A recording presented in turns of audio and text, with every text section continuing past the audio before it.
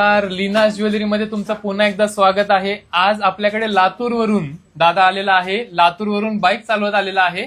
त्याच्यानंतर हा पण त्याच्याबरोबर दादा आलेला आहे गणपतीच्या मूर्तीसाठी। तर गणपतीची मूर्ती आपण पाहणार आहे। इथे गणपतीची मूर्ती आहे, या मूर्तीला खरेदी करण्यासाठी खास लातूरवरून आलेत। चला सगळ्यांनी एक साथ बोलायचंय, गणपती बाप्पा मोरया।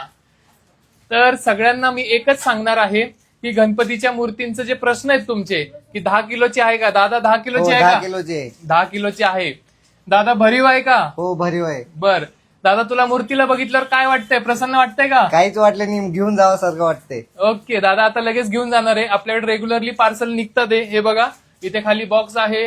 माझ्या बरोबर मागे सुद्धा 2 बॉक्सेस आहेत तिथे ठेवलेले, आणि आतमध्ये सुद्धा बुकिंग झालेले बॉक्सेस ठेवलेले आहेत। तर आपण मुंबई, वाशी, मालेगाव, नाशिक, कोल्हापूर आणि बेळगाव अशा ठिकाणी आपण कुरिअर केलेले आहेत। तुम्हाला पण घरपोच हवी असेल तर तुम्ही मला लाईव्ह मध्ये लगेच सांगू शकता, कुरिअर करू शकता। या मूर्ती तुम्हाला सोमवार ते मंगळवारपर्यंत मिळू शकतील। ठीक आहे, लवकरात लवकर सांगायचंय। दादा, तुमचा अभिप्राय द्यायचा आहे। तुम्ही आता मूर्ती बुक करतायत, 2 मूर्त्या घेतायत दादा, तर मला तुमचा अभिप्राय द्यायचा आहे। तुम्हाला कसं वाटतंय? एक नंबर वाटते, काहीच इश्यू नाही त्याच्यात। मी आता लगेच घेऊन जाणार आहे मूर्ती बुक करून। ओके, उदगीरला ते पण उदगीर वरून आलेला आहे दादा।